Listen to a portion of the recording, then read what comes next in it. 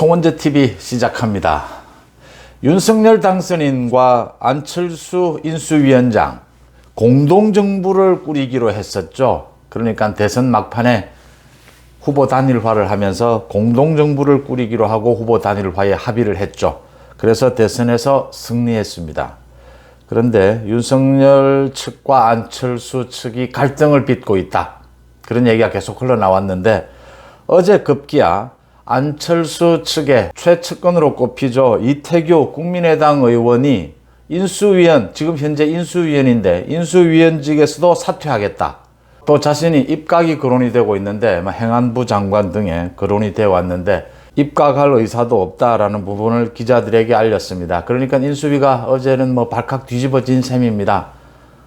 윤석열과 안철수 갈등, 인사로 인해서 불거지는 것이 아니냐. 지금 인수위원회는 그러니까 24자리, 인수위원 자리 가운데 8자리를 안철수 측과 이렇게 나누었다. 이번 내각에서는 갈등이 일어나는 것이 아니냐. 공동정부가 깨지는 것이 아니냐. 많은 얘기가 나왔습니다. 윤석열과 안철수 공동정부 어떻게 될까? 오늘 아침에 여러분들과 한번 따져보고자 합니다. 송원재 TV 아직 구독자가 아니신 분 계시면 구독, 좋아요 버튼 눌러주시기를 부탁을 드립니다. 그러니까 어제 이태규 인수위원입니다. 현재 인수위원이 기자들에게 문자를 보내서 자신은 인수위원에서도 사퇴를 하겠다.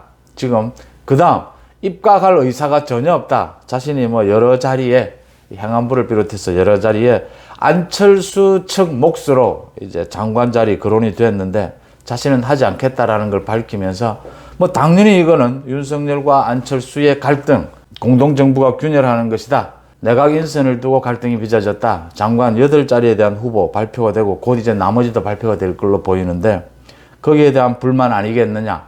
당장 그 불만이 아니고서는 나올 게 없습니다. 당장 그렇게 해석이 됐는데 일단은 무마하는 모양새입니다. 윤석열 측은 장제원 비서실장입니다. 지금 윤석열 후보와 당시 안철수 후보의 후보 단일화를 이루어낸 사람이 장제원과 이태규였죠.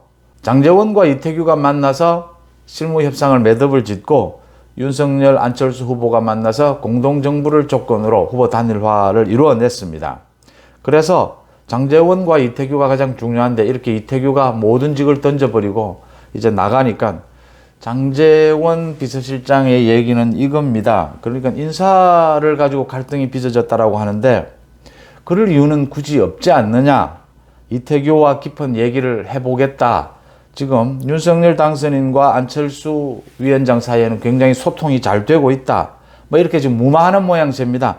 안철수 위원장 측도 이태규 개인의 의견, 개인이 어떻게 감정이 좀 상한 부분이 있는 것 아니냐. 안철수 자신이 이태규가 이렇게 사퇴하는 것은 알았지만 충분히 사전에 협의된 것은 아니었다. 이렇게 정리를 하는 모양새입니다. 그러니까 이태규 개인이 지금 감정적으로 좀 기분이 나빠서 던진 것이다.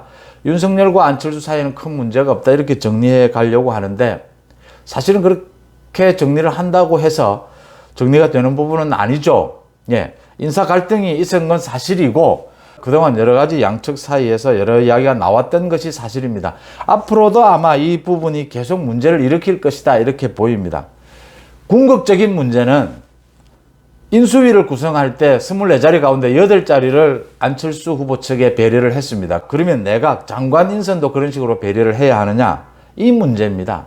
지금 윤석열 당선인 입장에서는 지역 안배라든지 세대별 안배라든지 남녀 안배라든지 이런 것까지도 무시하고 능력별로 지금 장관을 뽑고 있거든요.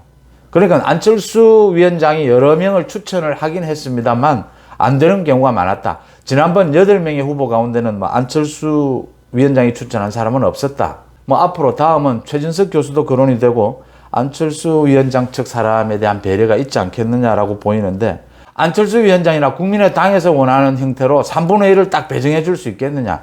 그건 어렵다라는 게 지금 윤석열 당선인 측의 입장이거든요.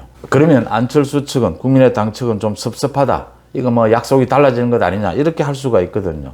언제나 이런 문제를 안고 있습니다. 제가 그래서 이 문제 뒤에는 어떤 부분이 있느냐 하면 이 지금 윤석열과 안철수의 공동정부 뒤에는 과거 DJP 연합의 문제가 있었습니다. DJP 연합처럼 공동정부를 꾸려 나간다라는 형태로 후보 단일화를 했고 지금 공동정부를 꾸려 나간다는 형태인데 좀 다릅니다. 그러니까 DJ와 JP는 오랫동안 정치를 해왔고 확실하게 자기 계파가 있었습니다. DJ가 JP에게 국무총리직을 주고 장관 몇 자리를 주면서 확실하게 JP는 두 가지입니다. 그러니까 이 당시와는 확실하게 자기 계파가 있었고 확실하게 장관을 맡을 자기 계파 안에 후보가 있었습니다. 근데 지금은 안철수와 윤석열 당선인 입장은 두 사람 모두 확실한 자기 계파가 없습니다. 특히 윤석열 당선인은 정치를 이제 시작한 사람입니다. 계파라는 게 있을 수가 없습니다. 안철수 위원장은 정치를 좀 오래 했지만 그렇게 특별하게 계파가 만들어져 있지 않습니다. 자, 이런 상황에서 도대체 인수위원은 안철수 위원장을 맡았으니까 위원을 이렇게 배정을 한 것까지는 괜찮았는데 이제 장관을 임명하고 이런 부분에 있어서 안철수 위원장이 추천하는 사람이 이게 확실한 안철수 위원장의 계파 사람이냐, 누구를 배려해 주는 것이 안철수 위원장을 배려해 주는 것이냐, 또 추천하는 사람이라고 해서 모두 임명을 할 수가 없는 것이 장관으로서 윤석열 당선인이 끌고 가고자 하는 정부, 윤석열 정부 그 기조와 맞아야 하고 또 뭐 여러 가지 능력 조건에도 맞아야 하는 것이 아닙니까?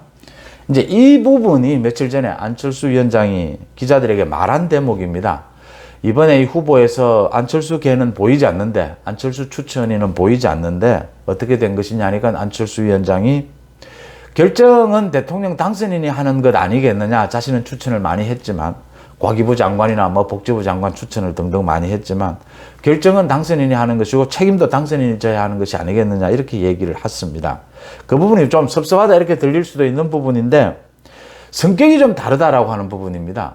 그러니까 이태규라든지 지금 얘기가 나오고 있는 최진석 교수 같은 경우에는 공동선대위원장을 했지 않습니까? 최진석 교수 같은 경우에는 뭐 확실히 안철수 몫이다 이렇게 볼 수가 있는데 다른 사람 경우에는 뭐 안철수 몫이다라고 볼 수 있는, 안철수 계파라고 볼 수 있는 그런 형태의 사람이 없습니다. 윤석열 계도 없듯이 안철수 계도 없는 겁니다, 지금. 이게 DJ와 JP 경우와 다른 부분이고요. 또 하나는 지금 많은 사람을 추천한다라고 해도 윤석열 당선인 입장에서는 정부 출범을 앞두고 능력을 보고 인사청문회에 쉽게 통과할 수 있겠느냐 이 부분을 지금 보고 있기 때문에 균열이 생긴다라고 하는 것입니다. 이 균열은 앞으로도 생길 수밖에 없다. 중요한 핵심은 이겁니다. 그러니까 서로 계파가 없다라는 것도 있고 어느 겐지도 모르겠다라는 것도 있는데 이걸 뛰어넘는 한 가지가 있습니다. 그게 무엇이냐고 하면요. 제가 사실은 안철수 위원장이 국무총리직을 맡아야 한다라고 말씀을 드렸는데 맡지 않고 당으로 오겠다라고 결정할 때 제가 한 2번 정도 굉장히 걱정되는 부분이 있다, 우려가 된다라는 말씀을 드렸습니다. 당시 안철수 위원장이 뭐 자신이 국무총리를 맡는 것이 좀 적절하지 않다, 당으로 가서 할 일이 많다 이런 얘기를 하고 자신이 직접 국무총리직을 맡게 되면 5년 뒤에 대권을 바라보는데 힘들 수도 있지 않느냐. 이 국무총리라는 자리가 책임을 져야 되는 자리고 어떻게 보면 최종 마지막 자리가 될지도 모르고 또 자신의 뭐 어떤 공동정부의 지분을 챙기는데도 자신이 직접 하는 것이 좀 모양새가 좋지 않는 부분이 있다. 뭐 이런 얘기들이 흘러나왔습니다. 그런데 그 모든 것 뒤에 저는 아니라고 본 것이 국무총리직을 안철수 위원장이 맡을 수 있다면 맡는 것이 맞다라고 저는 봤습니다. 첫째, 안철수 위원장이 지금 당으로 돌아오겠다라고 하는데 당으로 돌아와도 안철수 위원장이 제대로 맡을 역할이 불분명합니다. 뭐 내년에는 당권을 줄 수 있느냐 이것도 불분명합니다. 도대체 어디까지 안철수 위원장을 돕고 지원해야 하는지도 어려운 부분입니다. 국무총리직도 마찬가지입니다.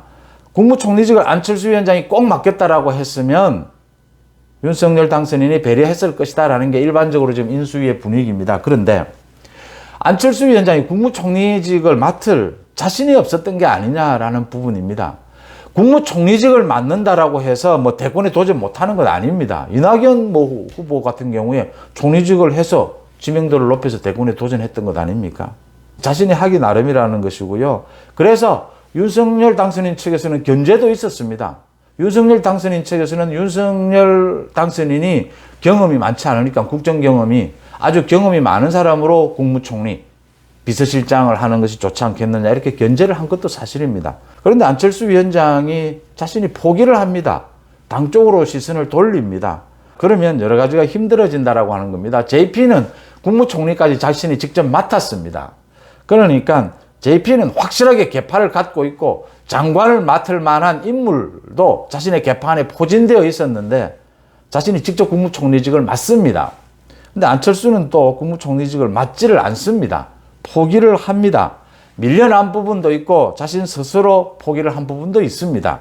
문제는 안철수 위원장이 자신이 이제 내각 쪽을 좀 포기를 하고 당 쪽에 와서 당권을 주겠다라는 것이죠. 근데 이게 가능하냐라는 부분입니다. 제가 지금 쭉 드리고 있는 말씀은 안철수 위원장의 정치적인 역량, 이게 지금 공동정부를 한다라고 해도 어디까지 배려를 하고 어디까지는 자신의 역량으로 헤쳐나가야 되는 부분입니다. 어디까지 배려를 해야 안철수 위원장이 당으로 와서 당권을 장악할 수 있느냐라는 겁니다. 지금 내각을 구성하는 인사 문제에 있어서도 안철수 위원장이 꼭 이 사람은 뭐 자기 사람이고 능력이 되고 또 검증해 보니까 된다면 윤석열 당선인 입장에서 배려를 못할 이유가 없습니다. 예, 할당을 못할 이유가 없습니다. 그런데 그게 잘 안 맞거든요.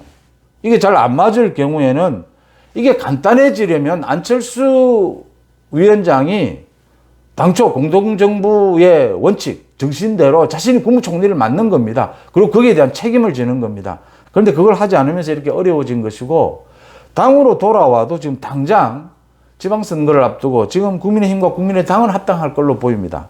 그런데 이준석 대표와 서로 관계 정립을 티격태격하고 있습니다. 쉽지 않다는 이야기입니다.